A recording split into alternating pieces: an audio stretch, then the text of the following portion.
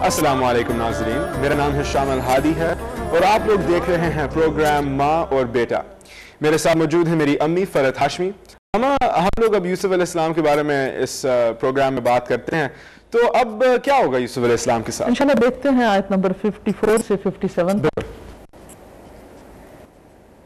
اعوذ باللہ من الشیطان الرجیم، بسم اللہ الرحمن الرحیم۔ وقال الملك ائتوني به استخلصه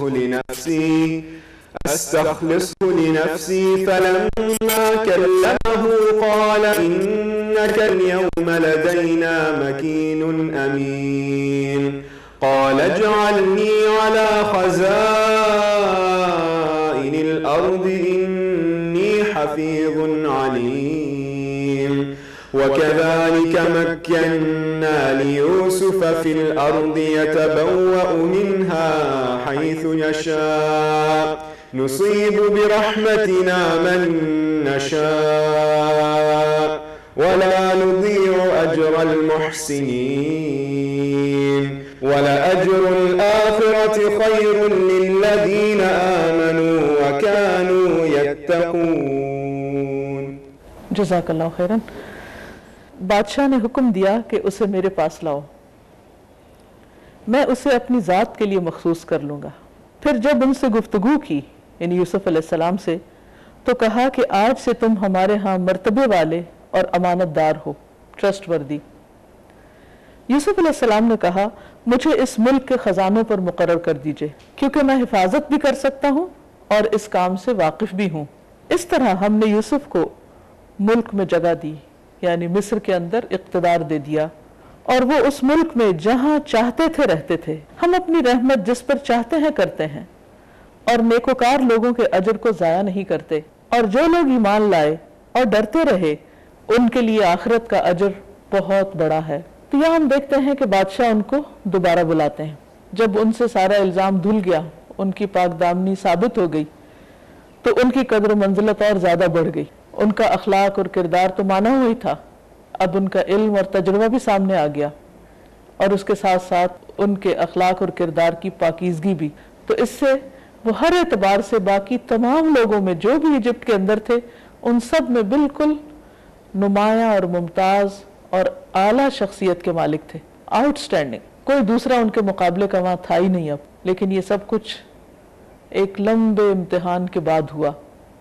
تو بہرحال اب ہوا یہ کہ یوسف علیہ السلام اس شان سے جیل سے نکل کر بادشاہ کے پاس پہنچتے ہیں اور 1 on 1 بیس پر گفتگو کرتے ہیں، آمنے سامنے۔ تو یہاں پر آتا ہے فلما کلمہ، جب ان سے کلام کیا، بات چیت کی، تو ان کے جوہر اور زیادہ کھل کے سامنے آئے۔ ایک ہوتا ہے نا کسی کے بارے میں ہم نے کچھ سنا ہوتا ہے، اور ایک ہوتا ہے کہ انسان اس شخص سے خود ملاقات کرتا ہے اور ڈائریکٹ اس سے انٹریکشن ہوتا ہے، تو اس کا امپیکٹ ہی کچھ اور ہوتا ہے۔ یہاں آ کر انسان کی اصلیت اور حقیقت کھل جاتی۔ تو بادشاہ بہت زیادہ متاثر ہوا ان سے بات کر کے، کہنے لگا انک اليوم لدینا مکین امین، کہ ہمیں تو آج آپ کے مرتبے کا پتہ چلا ہے، ہمارے دل میں، ہماری نگاہوں میں ہمارے لیے آپ بہت ہی اہم شخصیت ہیں، بہت مرتبے والے، بہت مقام والے ہیں، ان کو اپریشیٹ کرتا ہے۔ اور یہ کہ امین بھی ہیں، ٹرسٹ وردی بھی ہیں۔ تمام پیغمبروں کی ایک خاص خوبی رہی ہے کہ وہ امانت دار ہوتے ہیں۔ رسول اللہ صلی اللہ علیہ وسلم کو مکہ میں ان کے دشمن جو تھے وہ بھی صادق اور امین کہا کرتے تھے، تو یوسف علیہ السلام کو بھی ان کے ساتھ ہی سچا کہتے ہیں، صدیق کہتے ہیں۔ اور یہاں بادشاہ نے بات کرتے ہی اندازہ لگا لیا کہ یہ بہت امانت دار شخص ہے۔ تو بادشاہ کہتے ہیں کہ آپ ہمارے لیے بہت اہم ہیں اور میں آپ کو اپنا مقرب بنانا چاہتا ہوں۔ تو اس موقع پر یوسف علیہ السلام نے یہ نہیں کہا اور غیر ضروری عاجزی سے کام نہیں لیا کہ اچھا وہ مجھے کوئی شوق نہیں ہے یہ کرنے کا، یا میں یہ نہیں کرنا چاہتا، میں بس جیسے ہوں ویسے ہی ٹھیک ہوں۔ نہیں، انہوں نے دیکھا کہ اس وقت ملک پر ایک سخت وقت آنے والا ہے، قحط آنے والا ہے، اللہ کی مخلوق ایک تکلیف میں مبتلا ہونے والی، اور اللہ تعالیٰ نے مجھے صلاحیتیں دے رکھی ہیں، تو کیوں نہ میں ان صلاحیتوں کو یہاں استعمال کروں۔ تو وہ کہتے ہیں قال اجعلنی علی خزائن الارض، مجھے آپ زمین کے خزانوں پر مقرر کر دیجئے۔ ان کا اشارہ یہ تھا کہ جو غلے کے گودام ہیں اور اس کے علاوہ بھی جو کام ہے آپ مجھے اس کی ذمہ داری دے دیجئے۔ اب دیکھیے بادشاہ کہتا ہے کہ آپ میرے قریب رہیے، وہ کہتے ہیں مجھے کام دے دیجئے، میں کام کرتا ہوں۔ اگر عام انسانوں میں سے کوئی ہوتا تو کہتے ہیں اور کیا چاہیے، نہ کوئی کام کرنا پڑے اور نہ کچھ، بس ساتھ ساتھ بادشاہ کے رہیں اور ہر طرح کی فیسلٹیز اویل کرتے رہیں، یہی بہت بڑی بات ہے۔ لیکن انہوں نے کس چیز کو فرق کیا؟ The most hardest of things. Most hardest of things. تو بہرحال انہوں نے پھر ذمہ داری قبول کر لی اور کہا کہ انی حفیظ علیم، میں حفیظ بھی ہوں علیم بھی ہوں۔ تو اس سے یہ پتہ چلتا ہے کہ کسی بھی ذمہ داری کو قبول کرنے کے لیے یہ دو بنیادی خوبیاں ہونا بہت ضروری ہیں کہ انسان اس ذمہ داری کو نبھا سکتا ہو، اس کی حفاظت کر سکتا ہو، اور دوسرا یہ کہ اپنے کام کو جانتا بھی ہو۔ کیونکہ اگر انسان کوئی عہدہ قبول کر لے، کوئی رسپانسبلٹی لے لے اور پھر اس کے بعد اس کا حق ادا نہ کرے تو یہ چیز اچھی نہیں ہوتی۔ اور پھر اگر اس کو پتہ ہی نہیں کہ اس نے کرنا کیا ہے، صرف خرابی کی طرف لے جائے گا۔ بہت سے لوگوں کو لیڈر بننے کا شوق ہوتا ہے، لیکن اس کے لیے جو بنیادی کوالٹیز ہونی چاہیے وہ اپنے اندر پیدا نہیں کرتے، اور وہ کیا ہے؟ علیم، کہ انسان اس کام پر ماہر ہو ورنہ اس کی رسپانسبلٹی نہ لے۔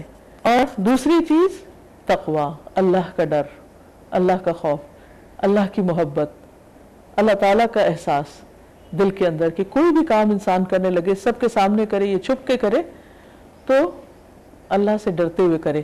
دیکھیں جب لوگ دیکھ رہے ہوتے ہیں نا تو انسان کوئی غلط کام کرتا ہے تو لوگ گواہ بن جاتے ہیں، لیکن جب انسان اکیلے میں چھپ کے کوئی برائی کرتا ہے تو اس وقت اللہ گواہ ہوتا ہے، تو زیادہ ڈرنے کی بات ہے نا۔ پھر اللہ سبحانہ وتعالیٰ نے یوسف علیہ السلام کو جو خوبیاں دی تھیں اور جو کرج دی تھی اور جو علم دیا تھا اور تجربہ دیا تھا، اس کی بنا پر بادشاہ نے ان کو ہر چیز کا مختار بنا دیا، کل مختار، کہ اب جو جی چاہیں آپ کریں، یہ آپ کے پاس ہے۔ خود برائے نام ہی ایک طرح سے بادشاہ تھا۔ تو اللہ تعالیٰ فرماتے ہیں وَكَذَلِكَ مَكَّنَّا لِيُوسُفَ فِي الْأَرْضِ يَتَبَوَّأُ مِنْهَا حَيْثُ يَشَاءُ۔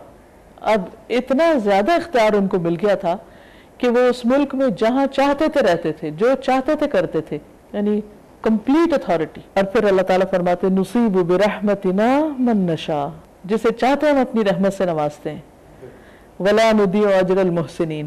اور اس رحمت کا مستحق کون ہوتا ہے؟ محسن۔ ہم محسنوں کا اجر ضائع نہیں کرتے۔ جو کسی پر احسان کرتا ہے، جو کسی کے کام آتا ہے، جو کسی کی مشکل میں اس کی مدد کرتا ہے، تو ایسا شخص مشکل میں تنہا نہیں چھوڑا جاتا۔ ولا اجر الاخرۃ، یہ تو دنیا کا اجر ہے، جس سے یہ پتہ چلتا ہے کہ اگر ایک انسان دنیا میں کسی کے ساتھ اچھا کرتا ہے تو دنیا میں بھی اس کو بدلہ ملتا ہے، لیکن آخرت کا اجر اس کو ملتا ہے جس کے اندر ایمان ہو اور تقوی ہو۔ دنیا میں ایک شخص اچھے اچھے کام کرے، ہاں دنیا میں اس کو شہرت مل جائے گی، اس کو تعریف مل جائے گی، لوگ اس کی بہت خوبیاں بیان کریں گے، اس کو دنیا میں بہت سی فیسلٹیز مل سکتی ہیں، لیکن یہ چیز آخرت میں کام نہیں آئے گی کیونکہ اس کے پاس ایمان نہیں۔ ہوپ جو ہے وہ ہمیں کبھی نہیں لوز کرنا چاہیے، کہ جو اس لیے کہ دیکھیں یوسف علیہ السلام کا اتنے زیادہ ٹرائلز ہوئے، اتنی زیادہ ان کو کمی بیشی ہوئی، اور پھر بھی اینڈ میں جا کر اب دیکھیں کہاں پہنچے۔ تو مولانا ہم بات کر رہے ہیں یوسف علیہ السلام کے بارے میں۔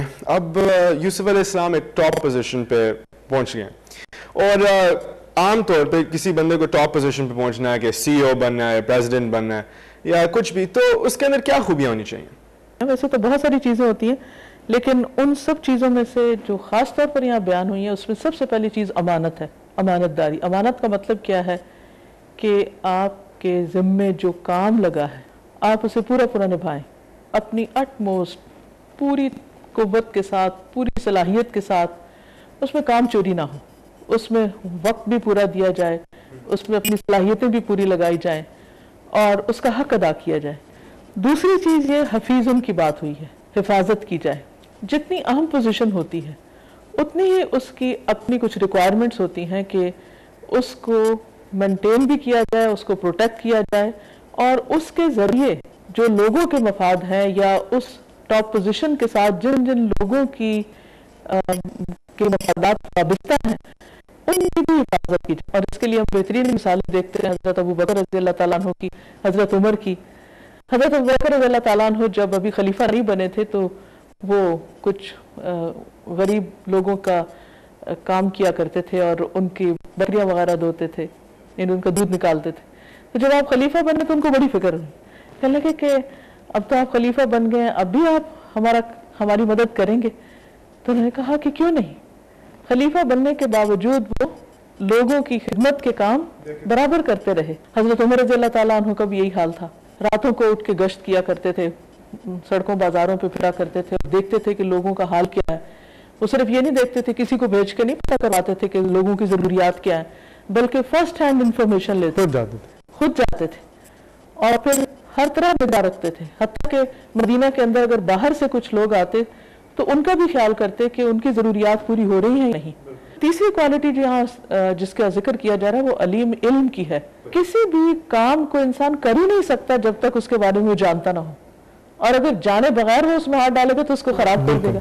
لیکن اگر کسی بھی مقام پر لیڈر کے اندر سے خدا کا خوف نکل جائے اور پھر وہ لوگوں کے حقوق کی حفاظت نہ کرے تو یہ چیز اس کے اپنے لیے بہت زیادہ خطرناک ہے. یہ تو ابھی ٹاپ پوزیشنز کے بارے میں بات کریں، لیکن جیسے ماں اور بیٹا کی ریلیشن شپ ہے، ایک ٹیچر اور ایک اسٹوڈنٹ کی ریلیشن شپ ہے، ایک ہسبینڈ اور وائف کی جو ریلیشن شپ ہے، ادھر بھی لیڈرشپ کا کوئی کردار آتا ہے کہ نہیں؟ نبی صلی اللہ علیہ وسلم نے فرمایا کہ کلکم راعٍ وکلکم مسئول عن رعیتہ فالمرأة راعیۃ فی بیت زوجہا ومسئولۃ عنہا. کلکم راعٍ، تم میں سے ہر ایک راعی ہے، ہر ایک نگران ہے، ہر ایک لیڈر ہے.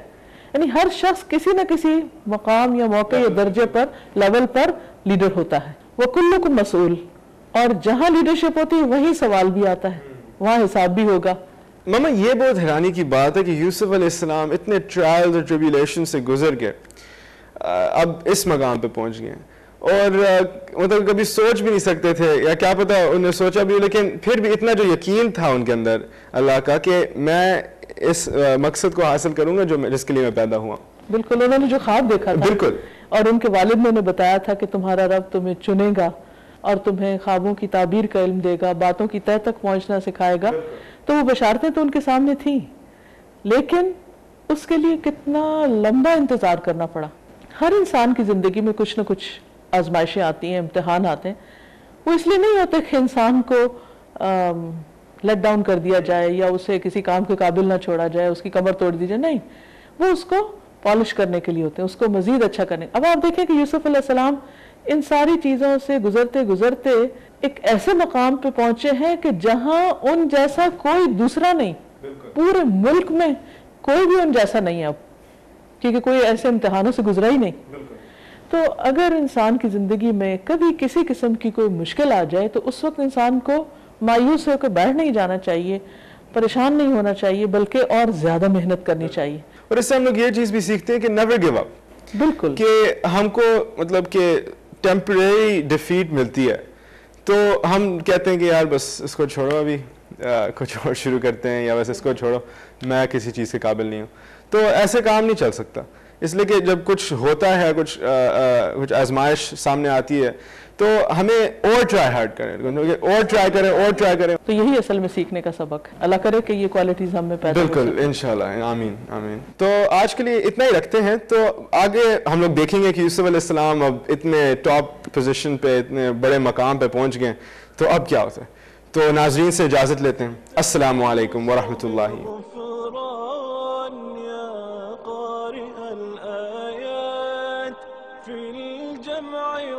والخلوات يا حامل